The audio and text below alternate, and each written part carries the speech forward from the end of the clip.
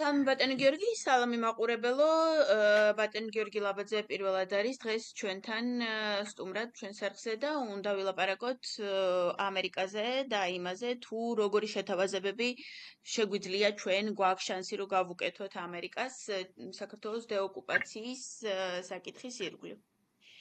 მე ჩემი იდეები გაჟღერებული მაქვს უკვე ამ თემასთან დაკავშირებით ბატონი გიორგის მოვასმენინე და ბატონი გიორგი დამთახდა რომ ამაზე ვილაპარაკოთ. სალამი ბატონი გიორგი. გამარჯობა, მოგესალმებით.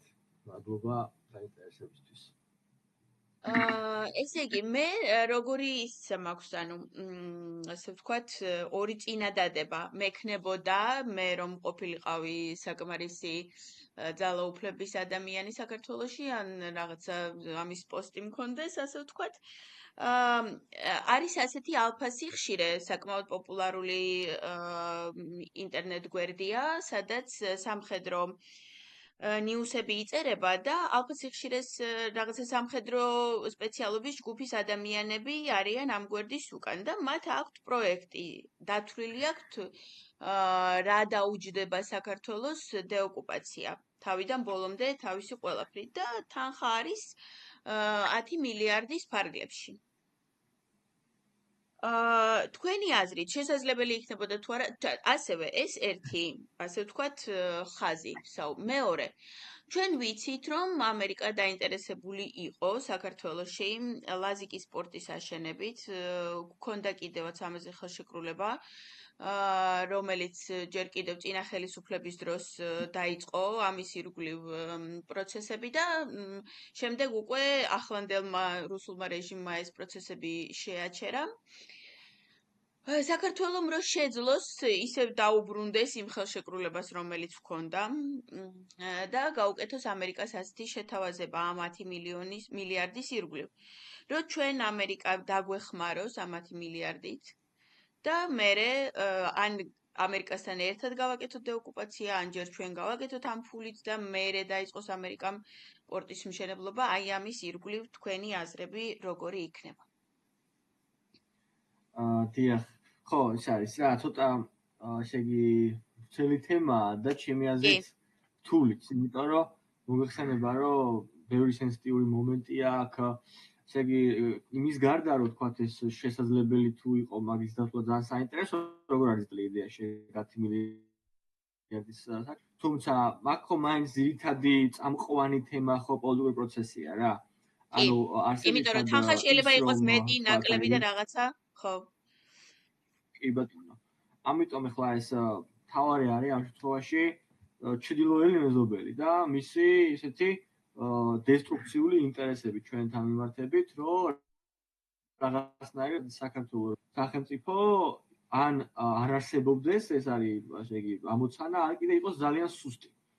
იმართულებით, რომ ნებისმიერი მისი, ესე იგი, იქნება ეს უშუალოდ კავკასია თუ ახლო აღმოსავლეთთან მიმართებით, რაღაცნაირად მოხდეს ისე, რომ არ შეეშალოს რუსეთს თავის ამ ინტერესებში, ისი განხორციელებას სურს. მთავარი ესაა.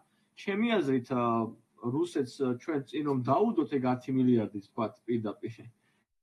აი ესე და უთხრათ, რომ ესე იგი ტერიტორიების ნაწილში ჯარები გაიყვანოს ან რაღაც შეამსუბუქოს იქ რეჟიმი, ხო, თავის ზეწოლა. ამას არ გააკეთებს მაინც, იმიტომ რომ ეს მის 10 მილიარდი ანა რუსეთთან ჯერ ერთი და მე რუსეთთან ვაჭრობაზე საერთოდ არ ვსაუბრობ. და არ მაინც ანუ რუსეთთან მე კი არ უნდა ვივაჭრო, რუსეთი უნდა გავაგდოს სამხედრო გზით, ანუ უნდა დავუბომბო, გავუნადგურო მისი ბაზები ოკუპირებულ ტერიტორიაზე და უნდა ამის მერე თუ არ გაიქცევა მისი ჯარები, ის ჯარებიც უნდა გავანადგურო. ამისთვის მჭირდება 100 მილიარდი და არა იმისთვის, რომ რუსეთს უთხრა მოდი მოგცემ და წადიო. ხო, არა, საინტერესო თემაა, კი ბატონო, ანუ ეს ერთი მხრივ შეიძლება არც განვიხილოთ, რომ თქვა, აი რუსეთს მაგას ვიძახი რა, რუსეთი რა არ წამოა მაგაზე. ერთი მხრივ და მე კიდე ეხლა ეგ რატო ლაპარაკობ, ბატონო გიორგი, მე ამერიკაზე ვლაპარაკობ, რუსეთი რა შუაშია.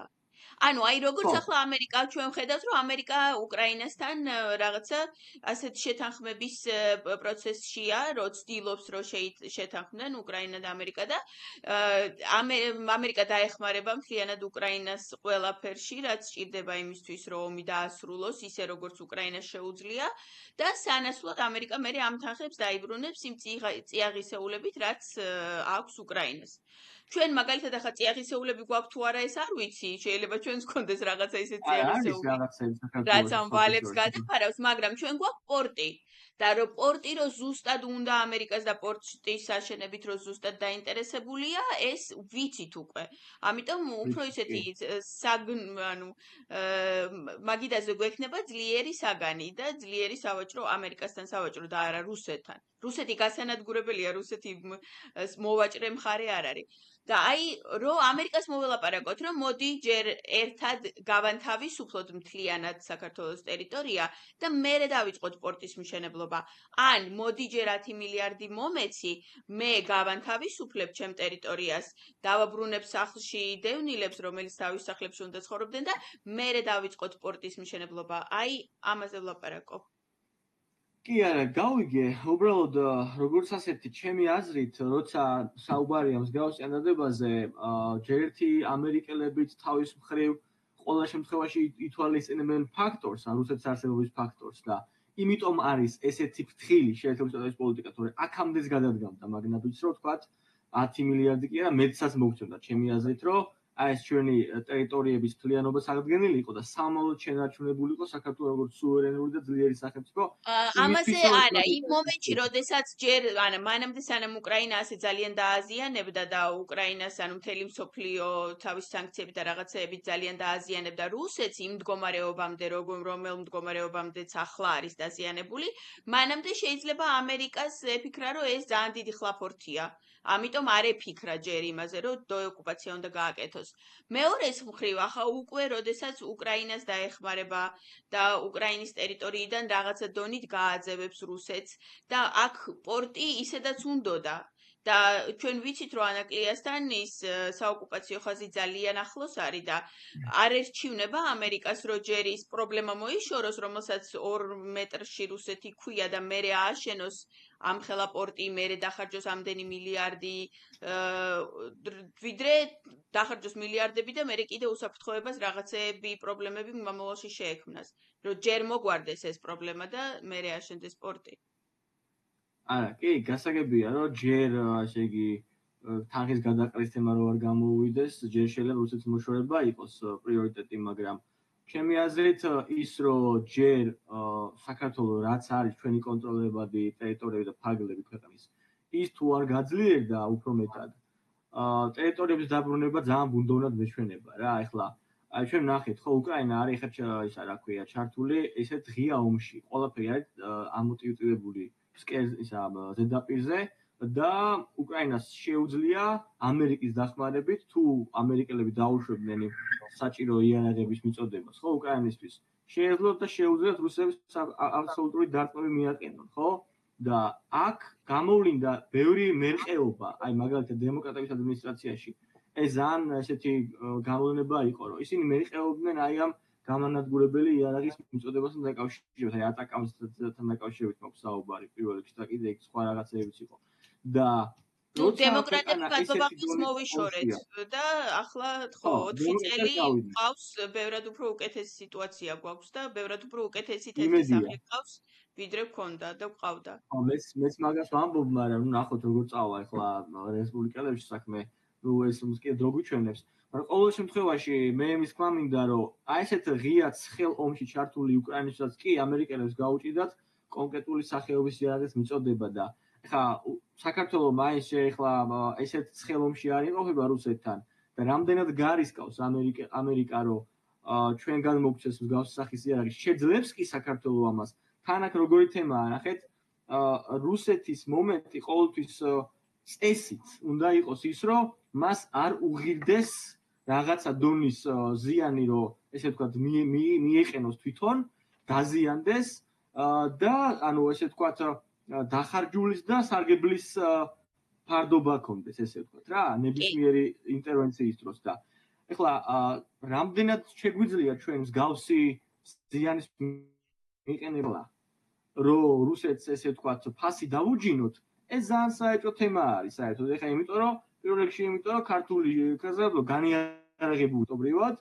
რა ვიცი ეხლა თუ უსმინეთ იმ შაიშველაშვილს არ ვიცი ამ თემასთან დაკავშირებით, მაგრამ ესეთი რაღაცა თქვა, სრულიად გაოგნებული დავჭი, რომ ესე იგი სამხრეთ ოსეთში მიმდინარე ამ ცხინვალში რა მიმდინარე ესე იგი მავთუხლართების ისე მიმდინარე პროცესები დავით კაცარავასგან იგებდა საქართველოს სპეცსამსახურები ხშირ შემთხვევაში. ანუ ეს რას ნიშნავს? ეს იმ პროექტში, რომელიც დათვლილი აქვს ალფაცი, ხშირად გათვალისწინებულია ყველაფერი. ჯარის დღევანდელი მდგომარეობა გათვალისწინებულია და იქიდან გამომდინარეა დათვლილი თანხა. რომ ჯერ რამდენი დრო და თანხა ჭირდება იმის დროს ჯარს დაუბრუნდეს ნორმალური სახე და 2012 წლის მდგომარეობამდე მაინც მივიდეს, უფრო ძლიერს თუ არა.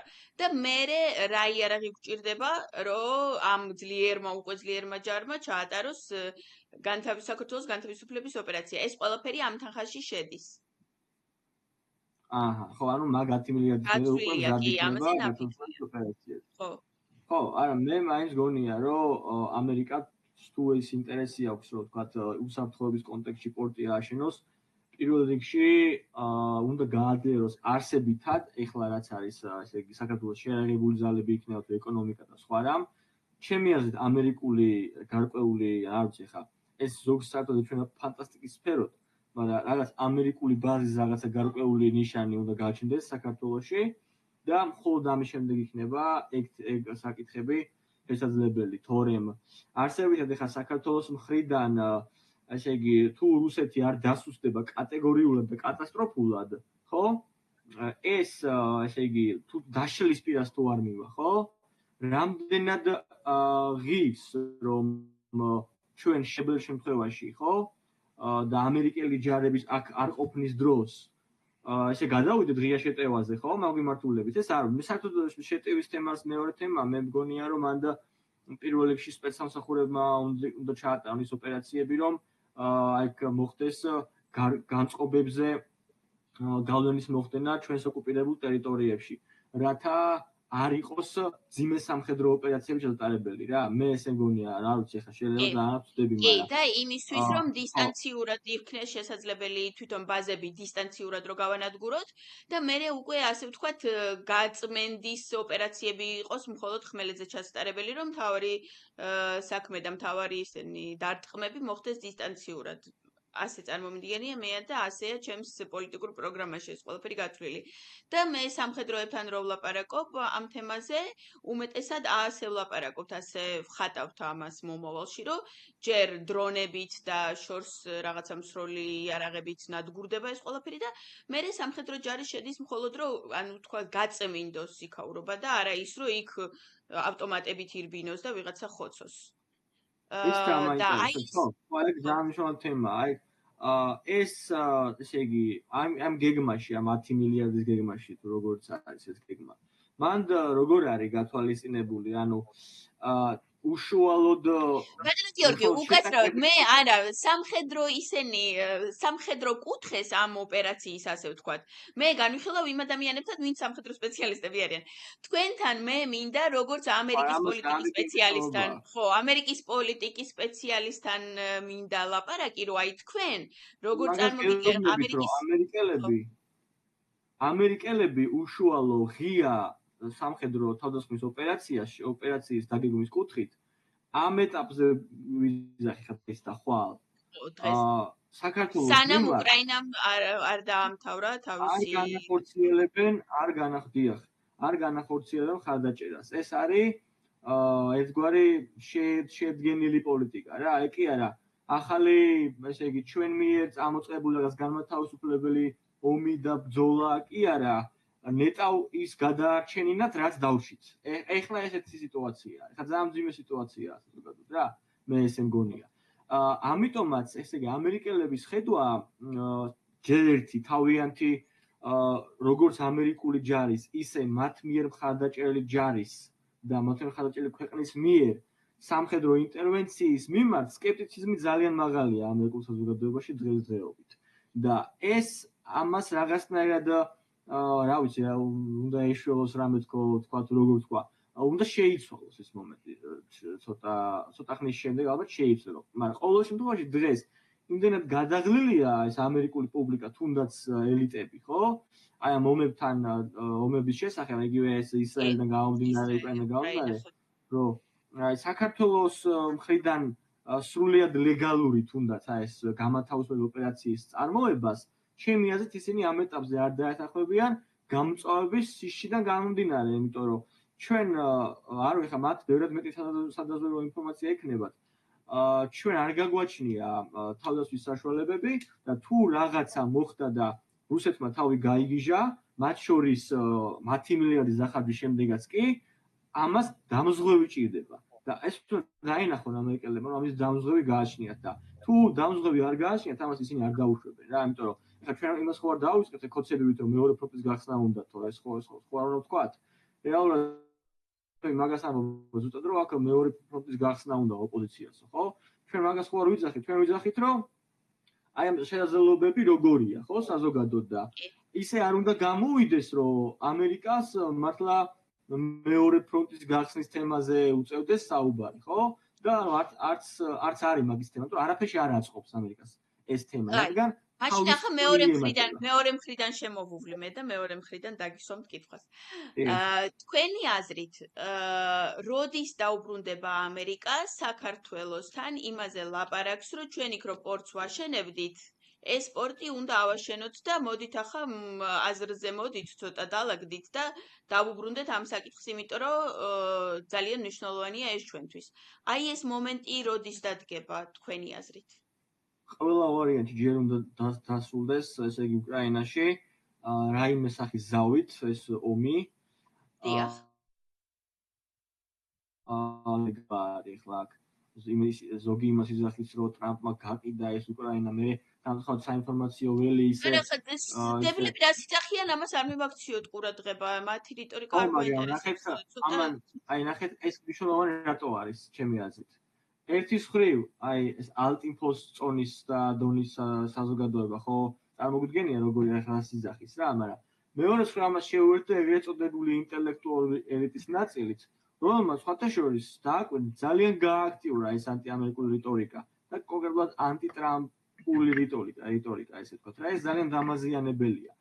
და ის რომ, ესე იგი, ეს ომი დასრულდეს რაღაც უკრაინის თვის სასარგებლოდ ან რაღაცა შუალედური მდგომარეობაში მაინც ეს არის გადამწყვეტად მნიშვნელოვანი ჩვენთვის, იმიტომ რომ თუ იქ ესე იგი თუ ეს პრიორიტეტი რაც ამერიკელებს ჰქონდათ და აქვთ უკრაინაში ომის დასრულებასთან დაკავშირებით ვერ განხორციელდა, მანამდე ვერ მოხდება ჩვენთან მოსვლა, ჩვენამდე მოსვლა, ანუ ჩვენ ეხლა ჯერჯერობით არ მოიცლიან მანამდე თქვენი აზრით. არ ვარ დიახ იმ პრიორიტეტში, რომ გადაახდნენ თქვათ ამ საკითხს.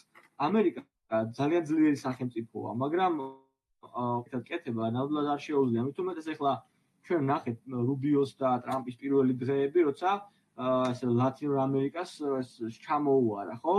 ანუ ეს მაინც ნიშნავს იმას, რომ არსებითად ამერიკელები საკმაოდ ბევრი რამეს აკეთებენ ერთად ისედაც. და ეხლა ამ კუთხით რომ კიდე თქვათაც მოვიდნენ და ის დისპუტები რაც არის რეალურად რეგიონში, მაგაზეც დაიწყონ ჩაღრმავება. ჯერჯერობით ეს არ მგონია შესაძლებელი. თუ ეს უკრაინაში მიმდინარე კონფლიქტი არ მივა რაღაცა დონის დასასრულამდე. ამიტომ ჩვენ უნდა დავავალდოთ და ძალიან უგულშემატკივროთ, რომ ზავი დაიდოს და ზავი იყოს აი ცოტა არა საშუალოდ მაინც უკრაინის სასარგებლო. ხა ცალსახაა რომ ეს არ იქნება უშუალოდ პირდაპირ რუსეთის სასარგებლო ზავი, ეს არის გამორიცხული, ეს არის ტრამპის პოლიტიკური ექსპერიმენტია, ამას არ დაუშვებენ. პირდაპირ რუსეთის სასარგებლო კი არა, რუსეთის სასარგებლო საერთოდ არ იქნება ჩემი აზრით. ამაზე ზედმეტია საუბარი, ჩემი აზრით. კი, მესმის, ეხლა მე ამას იმიტომ ვამბობ, რომ ხო გესმით ეს სკეპტიციზმი როგორია ეხლა. არა, არ გავითვალისწინოთ ეს სკეპტიციზმი. მე სკეპტიციზმს არ ვითვალისწინებ არასდროს და ანუ რიტორიკას მაგ სკეპტიკოსების გამო არასდროს არ ვარბილებ. ყოველთვის ანუ ისე ვილაპარაკობთ, როგორც რეალურად მიგვაჩნია და მოგვისმინონ რა. აქეთ მოგვისმინონ. სკეპტიკოსებმა და ვიღაცებმა. კი, მესმის. ხო და ამდენად სანამ ეს რომ დაიდება, მე უკვე საქართველოსთანაც მოვლენ, მარტივ მიზეზის გამო მოვლენ საქართველოსთან რა. თუ თქვათ შეერთებულ შტატებს საინტერესებს თავის სამეზობლოში აი პანამის არხის თემაზე, ხო? პანამის არხის ასე ვთქვათ გაკონტროლება, დავარქვათ თუ ის რომ ვთქვათ ხელი არ შეეშალოთ ამერიკულ გემებს იქ მოძრაობაში ეს ერთი თუ აინტერესებთ ეს საკითხი, მეორე თუ აინტერესებთ სავაჭრო გზები და წყნარი ოკეანე, ყველა ვარიანტი აინტერესებთ შავი ზღვაც, იმიტომ რომ ეს აუცილებლად კი. ხო და ამის გარეშე ძალიან აღარ იქნება საუბარი იმაზე, რომ ამერიკა თქვა საზღვაო გზებს აკონტროლებს თუ აი შავი ზღვის გარშემო ვერ დაალაგდება ვითარება. კი. და მე საერთოდ მიმაჩნია რომ საბოლოოდ მთლიანად ეს რუსეთის დასუსტება, ასე ვთქვათ, კარგი დამარცხება და დაშლა არა, მაგრამ დასუსტება იმისთვის, რომ უკრაინას და საქართველოს დაანებოს თავი, მთელი ეს ოპერაცია რუსეთის დაშოშმინების დასრულდება იმით, რომ რუსეთი არ იქნება შავ ზღვაზე. ამით ამას დაჭირდება კიდე 1-5 შეიძლება 10 წელი, მაგრამ საბოლოოდ მთელი ეს ყველაფერი და ეს რუსეთის გაუგონარი აგრესია რუსეთს მოუბრუნდება იმით, რომ გავაგდებთ საერთოდ შავი ზღვიდან. და თუ თქვენ ფიქრობთ, რომ ჯერ საქართველოს ჯერი არ არის, ასე ვთქვათ, და მე ამაზე ძალიან ადრე ვლაპარაკობ, არა უშავს. ადრე ლაპარაკი ჯობია, ხო? ჩვენ დიახ, აბსოლუტურად მართალია. ჩვენ ამის მიუხედავად რომ თქვა შეიძლება რაღაცა ჯერ არ მოვიდეს ეს დრო რაღაც, მაინც ვისაუბროთ ამაზე, ვისაუბროთ დადებითი კონტექსტში, რადგან კიდევ ვიმეორებ რა, განწყობები არის ძალიან მძიმე და ეს ანტიდასავლური სკეპტიციზმი არ უნდა გაღრმავდეს. ერთის მხრივ, იმიტომ რომ არ არის მართალი და მეორეს მხრივ, იმიტომ რომ ეს ბრძოლის ეს ანტირუსული ბრძოლა რაც მიმდინარეობს ჩვენ ქვეყანაში, ხო, საქართველოს გადარჩენის ბრძოლა, არ უნდა იქნას დემორალიზებული და ჩვენ უნდა შევინარჩუნოთ ისე ვის განწყობა, რომ ეს ყველაფერი საბოლოო ჯამში ჩვენ სასარგებლოდ წამოვა რა, იმიტომ რომ ეხა თულია ამდენი ხანი ეს გრძელდება და ხალხი რომ ვითომ აი ფიქრობს რომ შედეგი არ არის, ან როდის იქნება და ამაზე კიდე დავამატეთ რომ აუ ეს ტრამპი მოვიდა და ეხლა წვედა და ეს საქმე ეს ართულებს საქმეს, ამიტომ მოუწოდებ მე თქვენი ეთესს გამოვიყენებ, მოუწოდებ ყველას რომ ამ მიმართულებით შეიძლება არ გააქტიურდეს ძალიან რა. არა, ჩემი არხი, მე ბევრი გამომწერი არ მყავს, 2000 გამომწერი მყავს, მაგრამ ჩემს არხზე, ანტიტრამპ ისინი არ არის განწყობები.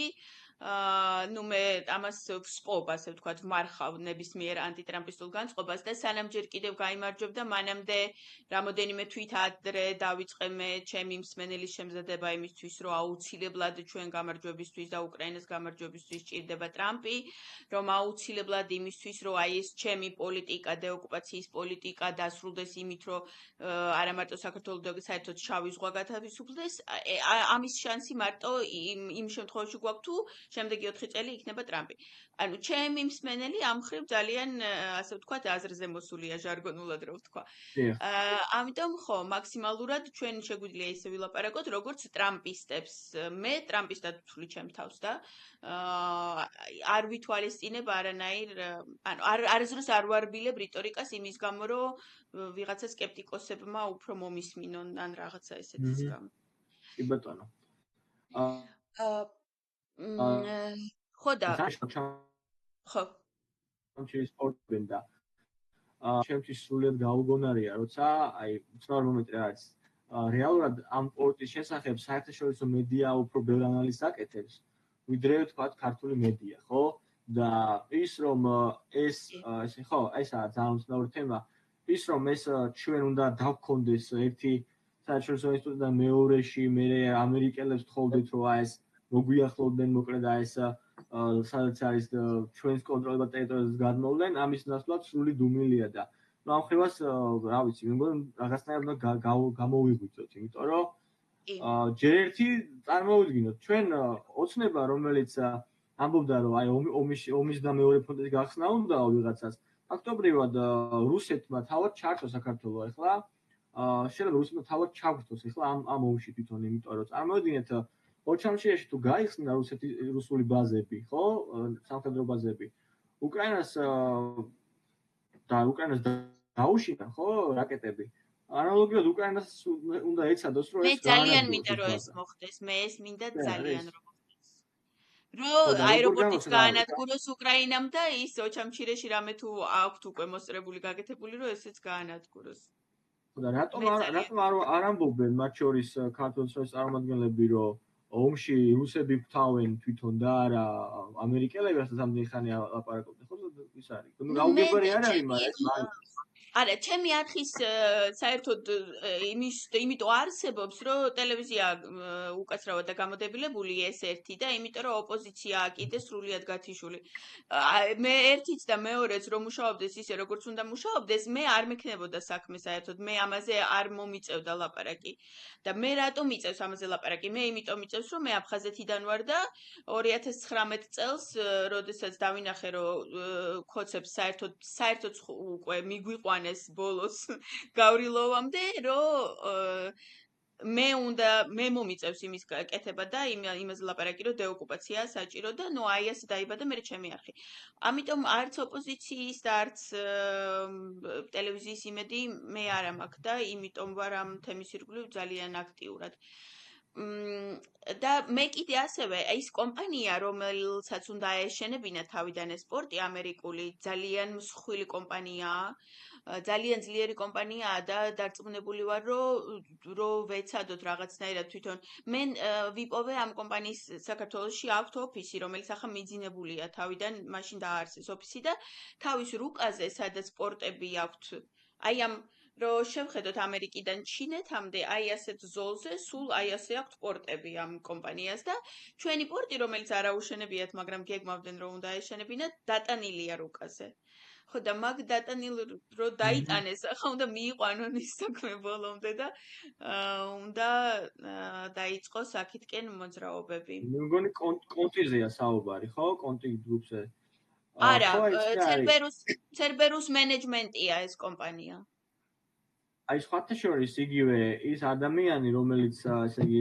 ამერიკის თავდაცვის ანუ ჰექსეტის ერთ-ერთი მოადგილე რომ უნდა იყოს ეგ ადამიანი იყო ჩართული მაგ ერთ-ერთი იმ ესე იგი ინვესტორთაგან სახელი გვარი კარგად ვეღარ ვიხსენებ მაგ შენახული მაქვს არა და მაგის გვარი გეტყვით გადაცემის ბოლომდე ხო და დიახ ამდენად აი ეს მომენტიც კიდე ესე იგი ყველგან უნდა მივაქციოთ ამას იმიტომ რომ თუ ესე იგი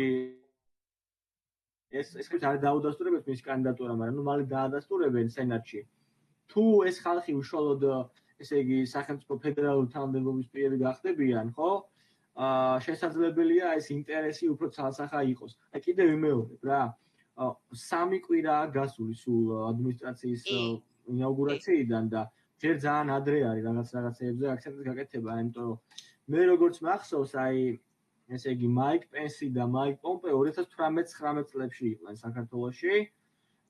ფაქტობრივად ბოლო ხანს, პირველი ადმინისტრაციის ბოლო ხანს, ესე ვთქვათ რა. შესაბამისად, ნუ ეხლა მე ისა რა შორს ვარ იმის აზრისგან, რომ მიწელი დაჭირდება ამ პროცესს, ღმერთმა დაგვიფაროს რა, რო იტყვიან. მაგრამ თლად 1 და 2 კვირაშიც ახლა არ უნდა დალოდებოდეთ ამ ყველაფერს და მე მაქვს მოლოდინი რომ აი წლის შემოდგომამდე მაქსიმუმ ეს ჩვენს და ამერიკას შორის უნდა დაიძრას ეს მიმართულებები რა. კი, მეც ინტუიციურად ამ დროისკენ რო შემოდგომაზე უფრო ველოდები რომ რაღაცებს უკვე დავინახავთ. კი ბატონო. ახლა შემთხვევით იმის სახელდაგვარს ხო არ ეძებთ? დიახ. უნდა ჩავიწერო.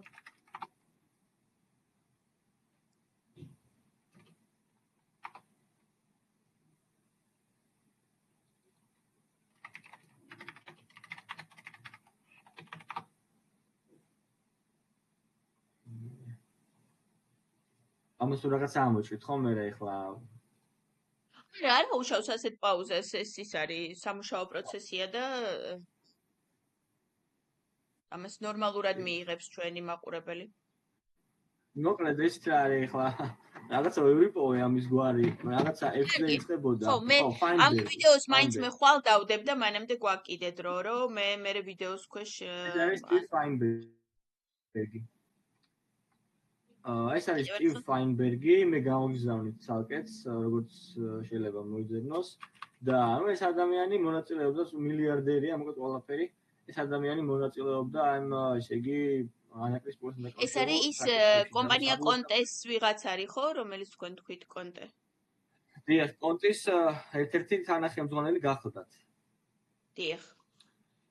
ხო და ნუ არ მგონია მოეწონოთ პრინციპში, როცა ეს მოხდა გაგდება. უკვე კი, ანუ ივანიშვილმა ესეთი გადააგდო მაშინ, რამდენჯერაც ჩამოვიდნენ, იმდენჯერ დაპირდა და მე იმდენჯერ მოატყუა. და წესით მარტო ამის გამო უნდა გქონდეს ჩვენ იმედი, რომ დაგვეხმარებიან ივანიშვილის მოშორებაში, იმიტომ რომ ძალიან სერიოზული ზიანი მიაყენა როგორც იმიჯს ამერიკის და მოატყუა, სამჯერ მოატყუა და გადააგდო, ასევე რაღაც ხარჯები უკვე ჰქონდათ გაწეული ამის დარალიც მიიღეს მისგან და წესით აუცილებლად უნდა დაგვეხმარონ იმაში, რომ ივანიშვილი მოვიშოროთ და ეს პროექტი გაგრძელდეს. ეგ ხო საყურადღებო თემაა, რასაც თქვენ ბრძანეთ, უბრალოდ მე რაღაცას დავამატებ მაგას. წარმოვიდგინოთ რა. ხო. ეს უფრო ფულზე არა, ვიდრე სტრატეგიულ მნიშვნელობაზე რა. აი ეხლა წარმოვიდგინეთ აი შავი ზღვა, რომელსაც სამხედრო მიმართულებით ძალიან დიდი მნიშვნელობა აქვს, ბოლოს და ბოლოს ამდენი ნატოს წევრი ქვეყანა არის მარტო რუსეთი, რომელიც არაა, ხო? ესე იგი არსებითად და ჩვენ შავი ზღვის გარშემო. ჩვენ მოკავშირეები ვართ ნატოსი, ну ვითვლებით ყოველ შემთხვევაში, ხო? და დარჩა რუსეთი. ანუ გამოდის ისე, რომ შავი ზღვა, რომელიც იდეაში ნატოს წევრი ქვეყნებისთვის და ნატოსთვის უნდა იყოს ერთ-ერთი პრიორიტეტული სტრატეგიული მდებარეობა, ესე იგი იქ აშენდება პორტი ჩინეთის მიერ, რომელსაც რა თქმა უნდა ექნება ურთიერთობა რუსეთთან, ჩინეთის გარშემო. და ეს იქნება ფაქტობრივად აი შავი ზღვის მთავარი როგორც სამხედრო, ისე სავაჭრო პორტი. იმიტომ რომ ყველაზე ღრმაწლოვანი პორტი ეს იქნება, ხო? ხო და ახლა როგორ წარმოგიდგენია ჩვენ, რომ როგორ უთმობენ ამერიკელები ამას სტრატეგიულად ჩინეთს და რუსეთს. განსაკუთრებით მაგ პროცესში, როდესაც ჩინეთი განიხილება ამერიკის ისეთ გეოპოლიტიკურ მტრად, რომელიც ყველა მიმართულებით უნდა იქნას შეკავებული. იქნება ეს აზია, აფრიკა თუ ამერიკა. ხო და ამიტომ ამას მივაქციოთ ყურადღება რა, ანუ დარწმუნებული ვარ, ესე იგი ქართული ოცნების წარმომადგენლები ამასთან დაკავშირებით საკმაოდ ისე ბევრ რამეს გეგმავენ, იმიტომ რომ შეშფოთების ესე ნამდვილად აქვთ ახლა მაგ ადამიანებს შეშფოთების საფუძველი და ნახოთ საბოლოო ჯამში რა გამოვა, ხო? შესაძლებელია, რომ თვითონ ოცნების გუნდმა დაიწყოს ახლა ტრამპთან ასეთი ლაპარაკი, რომ მოდი გავიხსენოთ პორტი და დავიწყოთ პორტის კეთება და რომ აპატიოს ტრამპის ადმინისტრაციამ წინა 4 წლის მოტყუება ამათ და თავიდან ამათთან დაიწყოს პორტზე თანამშრომლობა. ასეთი რამე წარმოგიდგენიათ? ეს ძალიან ძნელი წარმოსადგენია და გეტყვით რატომ. ერთის მხრივ ყველა შემთხვევაში რაც უნდა მოხდეს, რომ თქვათ ამერიკელების მხრიდან გადმოიდგას რაღაცა ნაბიჯი, ეს არის არჩევნების ჩატარება. თქვათ თუ არჩევნები ჩატარდება და ნუ არ ვიცი ახლა თუ ჩატარდება არჩევნები თქვათ კანონიერად და დარღვევების, გადაჭარბებული დარღვევების გარეშე, მე თქვენ როგორ წარმოგიდგენთ, ახლა მე არ ვიცი ზუსტად რამდენი რა შანსები აქვს ქართულ ოცნებას, ხო, დაახლოებით. და ნუ ახლა თუ ხდება სასწაული და მართლა იმარჯვებენ ახლა კანონიერად ჩატარებულ არჩევნებში, რა უნდა ქას, ახლა საზოგადოებამ ვერაფერს ვერ ეძებს, უნდა ითანამშრომლოს. მაგრამ საბოლოო არაღიარების აქტი, ხო? რომელიც თუ დიდი ალბათობით მიიღება ეს აქტი, სავარაუდოდ მიიღება და ეს აქტი თუ მიიღეს, ამ აქტში პირდაპირ წერია, რომ ივანიშვილთან დაკავშირებული ნებისმიერი ჯგუფი, რომელიც იქნება საქართველოს მთავრობაში, არ იქნება აღიარებული. აი ამ მიმართულებით ეს როგორი რაღაცაა, იცით? ეს არ არის რაღაცა რეზოლუცია იმის ევროკავშირის, ახლა არის ევროკავშირის. არავის არ ეწყინოს. არა, რატო არ არის ახლა ეს რეზოლუცია? იმიტომ რომ ამერიკის ესე ვთქვათ ხელისუფლების ვერტიკალი ისეა მოწყობილი, რომ თუ კანონი მიიღეს ასეთი, ანუ კონგრესი თუ ამ კანონს მიიღეს, ეს იქნება კონგრესის მიერ, ანუ ამერიკელი ხალხის, ანუ კონგრესის მიერ აკრძალვა აღამასობელი ხელისუფლების მიმართ, ანუ პრეზიდენტის მიმართ და იქნება ეს საგარეო საქმეთა მდივანი თუ ვინც არ უნდა იყოს, რომ არ შეიძლება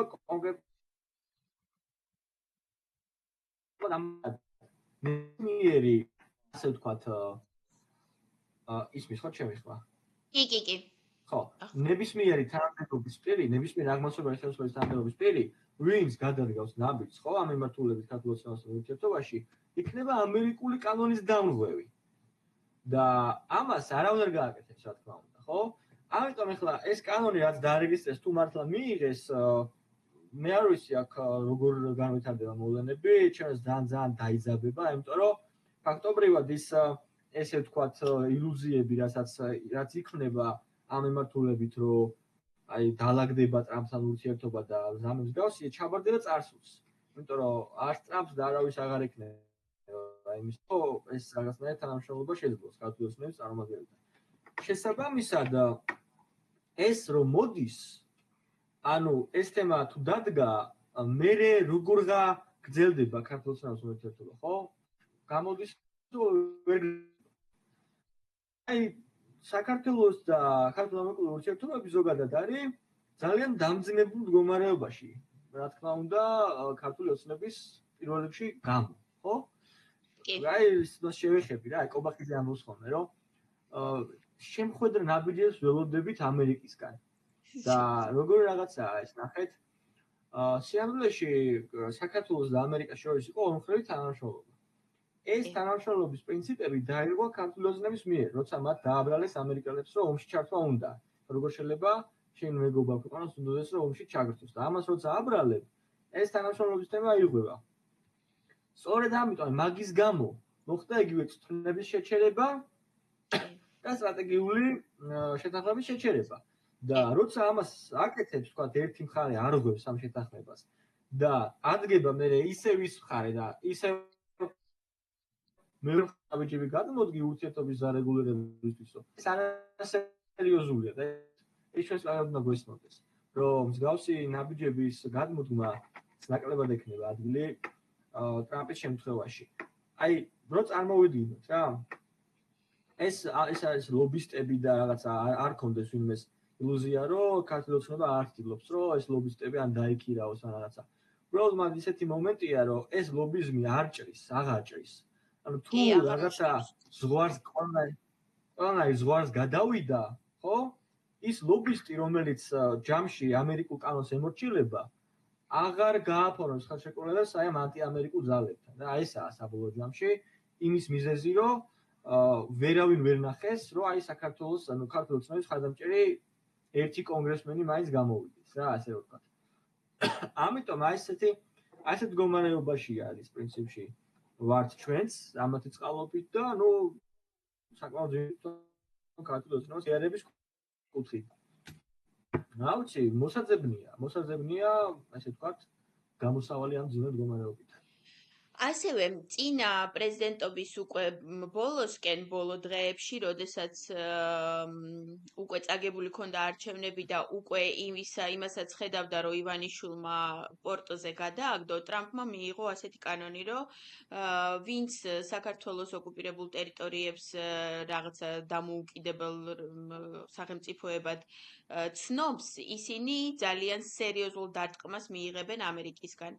და ამის მერე არავის მანამდე რაღაცა ჭუღურუ-პუღურუ აფრიკულ ქვეყნებს აქვს პუტინს დაყიდი აქვს ეს ჭუღურუ-პუღურუ ქვეყნები და მათგან აქვს მიღებული ეს აღიარება, მაგრამ მის მერე საერთოდ ვერანაირ ქვეყანამ ვერაზროს ვერ გაბედა, რომ ეს კიდე გაეკეთებინა, მაგრამ პუტინი რა თქმა უნდა ცდილობს.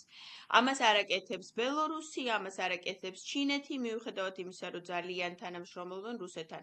ამას ასევე აი ახლა უკრაინამ როდესაც გააფორმა 100 წლიანი შეთანხმება ბრიტანეთთან იანვარში, პუტინმა მეორე დღეს გააფორმა სტრატეგიული და ყოვლის მომცველი ზუსტად ასეთივე სტრატეგიული ირანთან. და მიუხედავად ამისა, ირანმა მაინც ვერ გაბედა, რომ პუტინის თხოვნა შეესრულებინა და ეღიარებინა ჩვენი ტერიტორიები. ჩემი აზრით, ტრამპმა ეს კანონი მაშინ იმიტომ მიიღო, რომ დაინახა, რომ ივანიშვილი ატყუებს ასე რაღაცნაირად დაიცვა, ასე ვთქვათ, თავი მიდიოდა უკვე ბაიდენი მოდიოდა და რაღაცნაირად იმას ქნა ხაფანგი დადო აქ, რომ ამ ტერიტორიის უსაფრთხოება კიდე გაეწელა, მიუხედავად იმისა, რომ თვითონ უკვე ვეღარ იქნებოდა პრეზიდენტი. და ამას ზუსტად იმიტომ აკეთებდა, რომ აი ეს პორტი ახსოვდა. და ამიტომაც მაქვს ასეთი ძლიერი მოლოდინები, რომ ეს საკითხი გაიღვიძებს და ამ საკითხმა მალე უნდა გაიღვიძოს. კი ბატონო, აი ის თუნდაც ეს იმ ხალხისთვის, რომლებიც ამბობენ, რომ ესე იგი საქართველოსთვის ტრამპმა რა უნდა გააკეთოს და ამას გავსე, თქვენაც ამბობთ, ეგ ძალიან მნიშვნელოვანი მომენტია. მსგავსი რამე არავის არ გაუკეთებია, არც რა ვიცი, რამდენად მოაფიქრდათ, არ ვიცი, მაგრამ ყოველ შემთხვევაში არ გაუკეთებია. და როცა ტრამპმა ეგ კანონი შეიტანა და მერე კონგრესმა დაამტკიცა და მაგრამ ხელი მოაწერა მერე, ხო? ესე იგი, ნაურუს ქონდა, ესე იგი, აღიარებაზე შეთანხმება კი არა და შეტანილი და გამოიხმო ეს აღიარების საკითხი ნაურუმ, რადგან მას დახვდა ამერიკასთან დაკავშირებით აი დახმარების მიღების პრობლემა. და ეხლა რა თქმა უნდა რა თავის ტკივილი იყო ნაურუსთვის, რომ გაეგზელებინა, ხო, ეს პროცესი. ამიტომ ეს ძალიან მნიშვნელოვანი მოვლენა არის არსებითად, მხოლოდ ის სახელმწიფოები, რომლებიც ამერიკისგან ბოლომდე ჩამოშორებულებია, ეხლა ნიკარაგუა და ვენესუელა, ხო? ნუ სირია ჯერ კიდევ არის, მაგრამ ალბათ ეხლა გაიხმობს აღიარებას, ხო, ეს ახალი მთავრობა. ხო და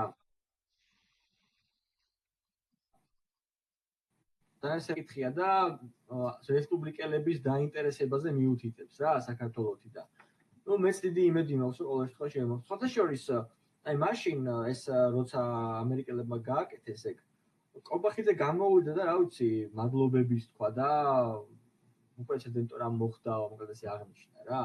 ხო, მაშინ ესე იყო ყოველ შემთხვევაში, მაგრამ დღეს რა მაშინ ესეთი გარუსებულები რა ყოველთვის თავიდან რუსები უბრალოდ ვერ ბედავდნენ ამდენს, რომ რამდენს ასახა ბედავენ. კი, ნამდვილად ეგრე იყო, დიახ. ხო და ხო ამას აქვს ასეთი მნიშვნელობა გეთანხმებით აბსოლუტურად. კარგი ბატონო გიორგი, ჩვენ ამ თემას კიდე დავუბრუნდებით და აი ის დრო რო ნელ-ნელა უკვე მოგვიახლოვდება და დავინახავთ რომ რა ამ თემისკენ დაიწყება ძრები, კიდე ვისაუბრებთ ამაზე. დიდი მადლობა რომ ესტუმრეთ ჩვენს არხს. ბატონ გიორგის თავისი არხიც აქვს, სადაც ამერიკის პოლიტიკას აკომენტარებს. მე ბატონ გიორგის არხის ლინკი მექნება ამ ვიდეოს დასახელებაში, ვისაც მოგინდებათ გადახვალთ, გამოიწერთ მის YouTube-ს. დიდი მადლობა და მომავალ შეხვედრამდე.